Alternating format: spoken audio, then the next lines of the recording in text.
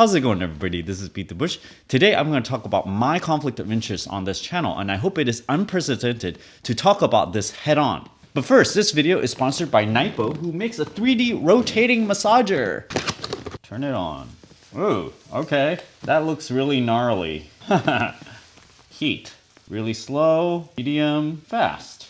Turn the other way. I guess you're supposed to put this on like this. Move it around to the spot where you want it, and you can just pull this in to push it harder. Yeah. And ooh, I just found something out. You can kind of pull it this way, you know, so it doesn't have to stay in the center. So I tend to give products a lot of flack in the don't buy it series. I go, oh, you should not buy this or you should not buy that. But then for any given product, there's always a reason that you should actually buy it. Of course, people tend to buy a lot more than they actually need. For me, I probably do not need to buy a massager like this because I already have one, and I certainly will not go out and buy one. But because they sent this to me for free, I'm just reviewing it. Now, my channel is not unlike all the other channels. It is advertiser supported. Now, I get ad revenue from YouTube. I get sponsorship content. Without advertisers, you got to understand that this channel will not exist because there will be very few people that would actually join in and make videos when there's no monetary gains to it.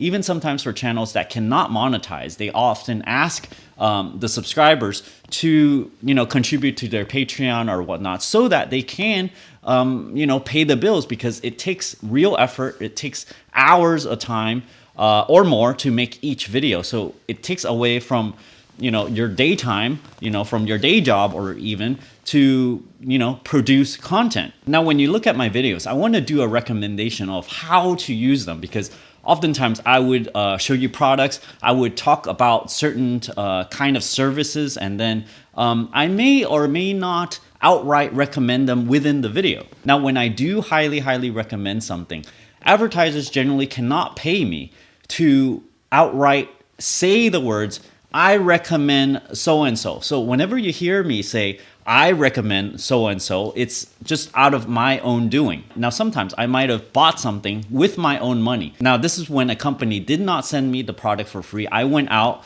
onto the market, bought it myself, then I did the review. In those cases, you would know about it because I would go, I bought this myself, and I would not say, so-and-so company sent this to me for free, and I would not say this is sponsored by so-and-so. Now, just because it's a sponsored content or it's a sponsored product like this does not mean I would absolutely not recommend it. It just means that there is a slight possibility for conflict of interest. If you're ever in doubt what my opinions are, just shoot me a comment in the comment section. I usually respond to those things, or send me an email, send me a message on Facebook, send me a tweet. You can contact me through Patreon. I have a lot of different ways where you can just kind of follow up on a video and then go, did you really recommend this? What are your opinions? You can even ask me how I feel about a certain product, several months after I did the review. Sometimes after I use a product for a long time, I might discover something new, maybe something broke, and I will use some products for, a long duration afterwards. Sometimes I would actually get paid monetary compensation in order to cover the product over beyond the cost of the product itself. Now, just because I get the product for free and that I'm not getting paid to review the product does not mean there's no conflict of interest there, because when you get a product for free, generally people are inclined to give it a really good review just so that they can possibly in the future get more products, because if you get more product, it's sort of like an indirect monetary gain. Now, if you go on Amazon, you see a lot of this happening. Sometimes when you look at reviews on these products, you might not know if the reviewer actually got that product for free or if they got paid in order to get that product and then review it. Just from my own speculation, and sometimes using products that are a little inferior than what I would expect it to be from the star rating, I can feel that, some products are overly inflated. Sometimes it might be half a star to 1.5 star over what it should really have been rated, or what I would rate that product. Now, when it's an outright sponsored content, the advertiser pay a monetary sum to me to cover this product. Sometimes I have the leeway of talking about the product in depth, positive and negative, and this is allowed sometimes. Other times, the sponsored content is a lot more strict. the advertisers want to give you, a certain sum, and then they go, okay, you must cover this and this and this points. They never actually outright say, oh, you cannot say anything bad about it. But if you do, sometimes they like to review a video before it is released. And I've seen this a lot. And generally, the way I mostly like to work is I want to get paid for the content. And then I want to make the video, and they have no sort of like vetoing power. So generally, I would request payment to be made upfront. Generally, I would make the content in good faith, but usually if there's something bad about it, I put a little warning within the video. And sometimes advertisers would not like this, but I've structured it in such a way where I get payment upfront so that they're not holding the payment hostage so that I have to change something about a video. Generally, I want to, just put everything I think about it in a video, make the video, and basically I would not change anything unless there are factual errors. Now, opinion-wise, I would not ever change. Sometimes channels will have their own product. I personally do not have my own product just yet. But some channels, they would sell their ebooks, they would sell their own digital course, or maybe they would sell a financial makeover course. Now, of course, to advertise your own product is a huge conflict of interest because, of course, you're gonna go, my product is the best, it's a proven thing, it always works, like everything that you hear from the person trying to sell you their own product, it's always going to be all positive. They're never going to say, don't buy it.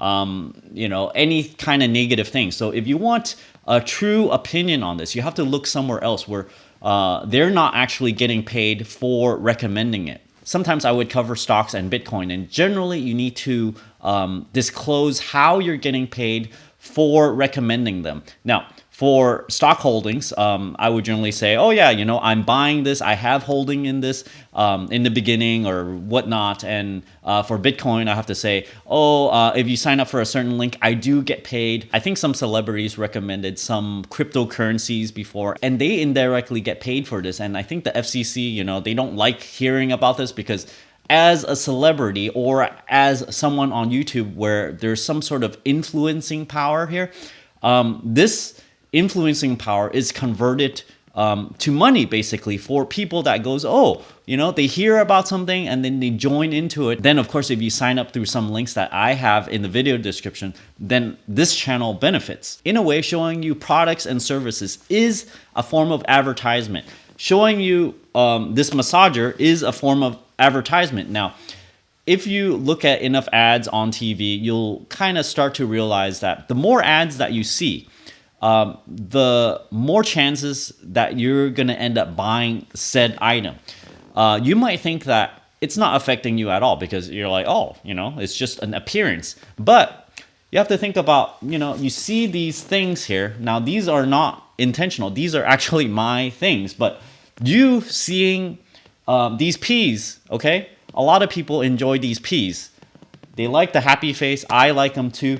But a lot of people ask me, where do you get these peas? I do have an Amazon store. So if you go on my Amazon store, and because of repeatedly looking at these peas, you end up buying these peas through my store, then I benefit. The way advertisement works is that, of course, it's not going to be like 100% effective, but over, 10,000 views of this video, someone out there, one of you out there is going to look at this massager and then go, wow, that's pretty neat. I really like this. It's nice and compact. I can move it every which way like this. And I bet you someone out there is going to end up buying this massager. This is how a lot of channels work, be it the pre-rolls of this video where you see an ad right before this video, which is how this channel gets paid in multiple different ways. If you buy the peas, this channel gets paid. If you buy this thing, this channel gets paid. If you watch the ad, this channel gets paid. But I'm hoping that the content I produce far outweighs how much each person needs to pay in order to buy certain items. Certain people are more resilient to advertisement, so therefore you might be watching this channel this whole time for years and years, and you wouldn't buy a thing. You might have watched the ads in full and helped this channel, but there's probably a percentage of people that actually did not buy anything. I mean, for me, if I watch a whole bunch of channels, I watch a whole bunch of ads, it's generally does not make me buy stuff. I like to think that, but I actually know that advertisement do affect me as well. Now, I do hope that you guys keep on watching this channel, of course, and that these videos gives you a positive net effect where the savings that you get, the benefits that you get far outweighs these advertisements that you have to endure through these videos and through the pre-roll ads. Don't forget to give me a like on this video. Let me know down in the comment section below if you pretty much understood all of this already, that all these advertisements is just basically getting you to try to buy stuff so that in the end it benefits this channel. Of course, just viewing this video, you're already supporting this channel. You don't actually have to buy anything and don't feel obligated to buy anything either, but you can buy the peas things, you can buy this massager thing, you can go and support my Audible, link down in the video description below where you can get a free audiobook. You can go check out my Patreon over here where, you know, it's more for people who want to support my channel directly. And in turn, I'm going to give various perks such as help with your credit score or help with your finances. And as always, don't forget to subscribe to my channel over here and click that bell icon next to the subscribe button so that you get a new notification whenever I upload a brand new video. Thanks for watching. You know, after using this thing throughout this whole video, I ran through the massaging thing about 3 rounds, and generally people only need 1 round, 2 rounds or something. And what I noticed is that when you have your arms like this, my arms is starting to get tired right here. It's getting a little bit sore because it's being held in this position. So that's something to consider. You can do it for, 1-2 rounds and it's just fine, but that's just something to note. By the way, I just have to make a comment about this conflict of interest talk here. This is actually a really difficult subject to talk about. Somehow I feel like I am challenging myself over here by talking about the most difficult subjects I can. Just talking about the hard stuff, I guess.